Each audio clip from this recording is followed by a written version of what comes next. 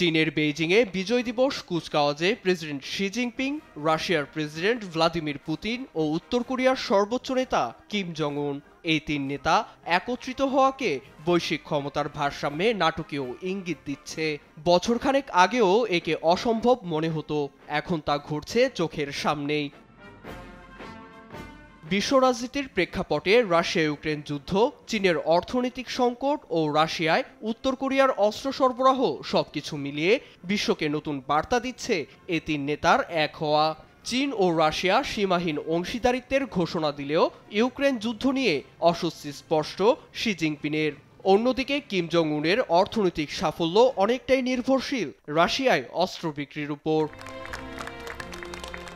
এক মঞ্চে তিন পরাশক্তির মিলিত হওয়াকে শঙ্কা আর কৌশল হিসেবে দেখছে যুক্তরাষ্ট্র ও তার মিত্ররা। তিন নেতাকে উদ্দেশ্য করে সামাজিক যোগাযোগ মাধ্যমে সরাসরি বার্তা দিয়েছেন মার্কিন প্রেসিডেন্ট ডোনাল্ড ট্রাম্প।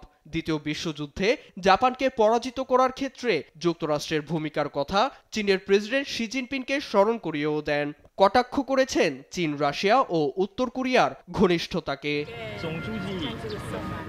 বেইজিং থেকে বেরিয়ে আসার এই দৃশ্য প্রমাণ করছে অভ্যুত্থানের অক্ষ, যার কেন্দ্রবিন্দুতে ক্ষমতাধর শি জিনপিং। বেইজিংয়ে এক ফ্রেমে ধরা পড়া এ ছবি কি কেবল প্রতীকী, নাকি দিচ্ছে নতুন এক স্নায়ুযুদ্ধের অধ্যায়ের ইঙ্গিত? শি কিম পুতিনের একসঙ্গে মঞ্চে ওঠা কি নতুন জোটের সূচনা, নাকি কেবলই কূটনৈতিক প্রদর্শনী? এমন উত্তরের খুঁজে বিশ্ব। নিউজ ডেস্ক, দেশ টিভি।